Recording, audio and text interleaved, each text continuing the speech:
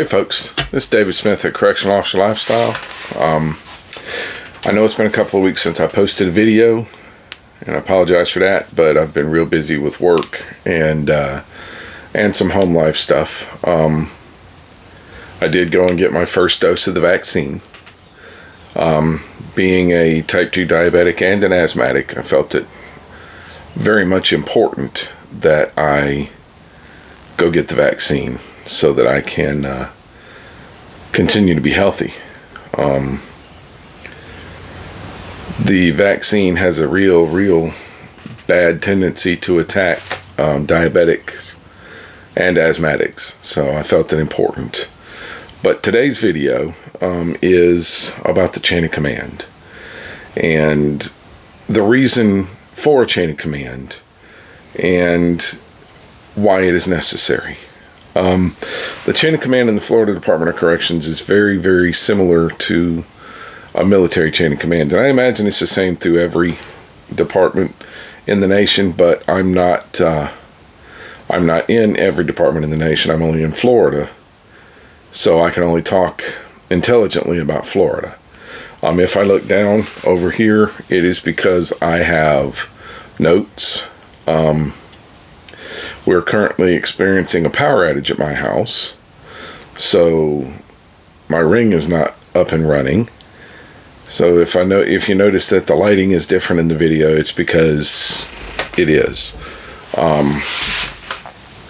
But you'll hear me talk about main unit versus satellite, and what that is a main unit is the main institution.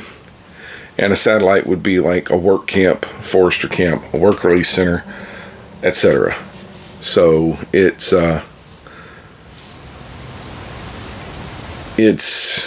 kind of like a unit within a unit, and the rank structure is different at the satellite units than it is in the main unit. Specifically when you get into your supervisory and above rank structure. Okay, so in the Florida Department of Corrections, we start at the bottom of the rank structure with a trainee, and this is somebody that needs to be taught how to do the job. This is somebody that maybe has no law enforcement experience, or at the minimum no corrections experience, and they have to go through the academy, they have to go through their onboarding process, whatever. They are not necessarily below an officer in the rank structure, but they are certainly below an officer in what they may or may not know. And that means that the officer needs to take them under their wing and teach them everything that the officer knows so that the trainee can become an effective correctional officer. Of course, bottom rung of the chain of command is your officers. Now, I say bottom rung of the chain of command not in a negative way, but in a positive way. Because the officers, if the officers are not there, the prison doesn't run. If the officers are not there to man the housing units, perform the security checks, do the paperwork, make sure everything's right, then the institution does not run. It's that simple. So you can't run a facility without a correctional officer. It just doesn't work. The correctional officer is easily the most important person in any housing unit or in any facility, because without them we can't operate. We don't run. Okay, now you step up from officer to sergeant, and the sergeant is the officer's immediate supervisor. So the sergeant is the officer's lifeline, so to speak. When the officer has trouble, they call the sergeant. If it's something the officer can't handle, they call their sergeant. Okay, now when you go to a satellite unit, your first level supervisor is a lieutenant, and they are generally charged and tasked with running shift at a satellite unit, a work camp, a forestry camp, a work release center, etc. They're going to run shift at one of the satellite units. In Florida, we have an administrative lieutenant that works on the administrative shift at the main unit. Generally, that is the only lieutenant that you will see at the main unit, is the administrative lieutenant. So when you step up from satellite unit to main unit, your supervisors are captains. Captains are entrusted with running shift at a main unit or an annex. An annex is basically another main unit off to the side of the first main unit. Now that is the last of the line supervisors. That's the supervisory ranks, is the lieutenant and the captain. Now when you go up into your management ranks, your administrators, if you will, go back down to your satellite units at your work camps, work release centers, and what have you. You have majors. Major is entry-level management position, and they are generally tasked with running a satellite unit. So you have to step back up to the main unit to go up the next rung in the ladder, which is a colonel.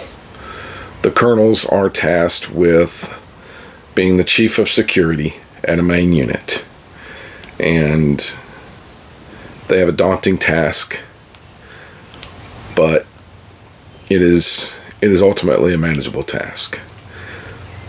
The next step up in the chain of command is when, in the state of Florida, you actually come out of the uniform. You take the uniform off when you make assistant warden of operations. Assistant warden of operations is over the operations of the unit. The security aspect of the unit is generally going to be overseen by the assistant warden of operations.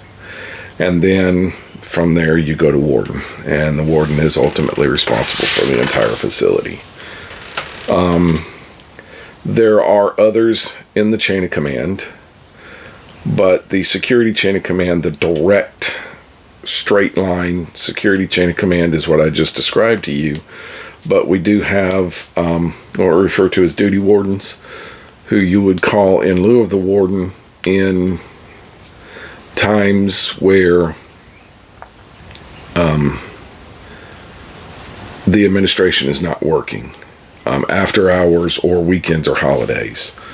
And the assistant warden of programs is in that chain of command, and that is the individual that is responsible for maintaining your programs, your residential therapeutic communities or your drug treatment programs, your medical, dental, classification, food service, whatever other programs you might have.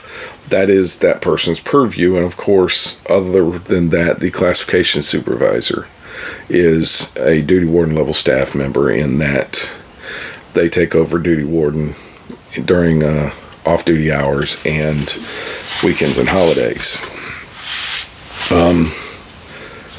Now, just because you are in security, and I'm going to read this for you. Just because someone of higher status than yourself is not directly in your chain of command does not mean that they're not entitled to the respect of their rank. Some examples of this are as follows. Now, these are your department heads, okay? Your health services administrator, your director of nursing, food service director, warehouse manager, business manager, institutional inspector. All of these people do not fall directly in your straight line chain of command in security. That does not mean that they have not earned and do not deserve your respect. Okay? Now, if let's say, for example, this is another way that the chain of command works. Okay? If the warden wants something done, the warden is going to go to the assistant warden of operations. The operations Assistant warden is going to go to the colonel. The colonel is going to get a hold of a captain. The captain's going to get a hold of whatever sergeant's going to get it done. And the sergeant is going to task an officer with making it happen. That is the downward chain of command to make something happen. Okay? If an officer, going the other direction, if an officer has a problem that he can't handle, he's going to call the sergeant. Sergeant comes in. Sergeant has a problem he can't handle. If it's in a main unit, he's going to go to the captain. The captain sees that this problem is bigger than himself. At a main unit, he's going to go to the colonel. So on and so forth. Colonel's going to go on as assistant warden of operations. Assistant warden of ops is going to go on to the warden. Every single problem that you have in an institution, you can look to somebody for guidance. The warden is the only one that does not have that individual above them at the institutional level to ask for guidance. The warden turns around to ask somebody for help. The only person he sees is who's in the mirror. So that is also a daunting task. Let's say you have somebody of a higher rank than the warden come through, your regional directors or a legislator or something like that. Someone of that caliber comes into your institution, and they come to inspect your area, and your area is less than it should be. This individual will likely not tell you anything as a correctional officer other than how much they appreciate what you do. If it's wrong, they're going to tell the warden. The warden's going to tell the assistant warden. Assistant warden's going to tell the colonel. Colonel's going to tell the captain. Captain's going to tell the sergeant. That sergeant is going to come and tell you. There is a famous acronym that the military uses called shit rolls downhill. That is the definition of shit rolling downhill.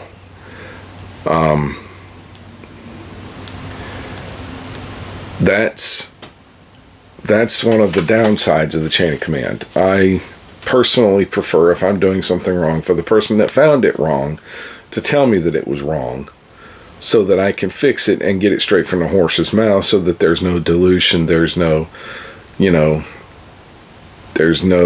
loss of meaning as it filters down the chain of command. Everybody's played that game where you have a circle of friends and one friend whispers a message into another friend's ear, and it goes around the circle until it gets back to you, and by the time it gets back to the person that originated it, the message is completely and totally 100% different.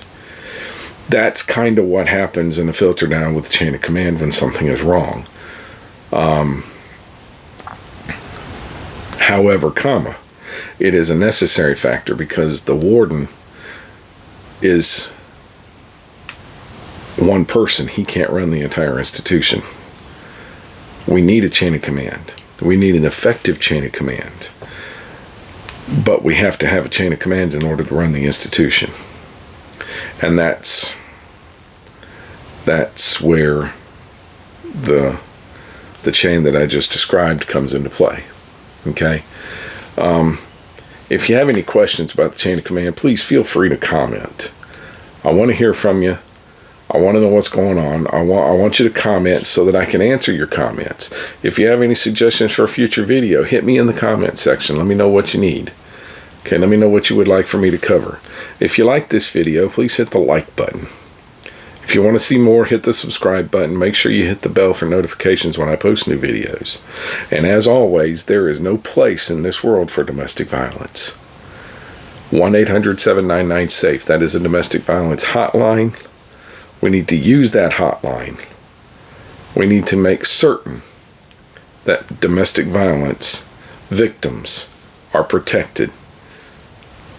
Okay, if you know the victim, make sure you give them that number. Do something to help them. If you know the aggressor in a domestic violence situation, say something to somebody. The worst thing you can do is nothing. And if you are the aggressor in a domestic violence situation, there's help for you too. The first thing you got to do is understand that you need that help. The second thing you got to do is ask for it. This is David Smith at Correctional Officer Lifestyle. Remember, love shouldn't hurt. I am my brother's keeper. I am my sister's keeper. I'll see you on the next video.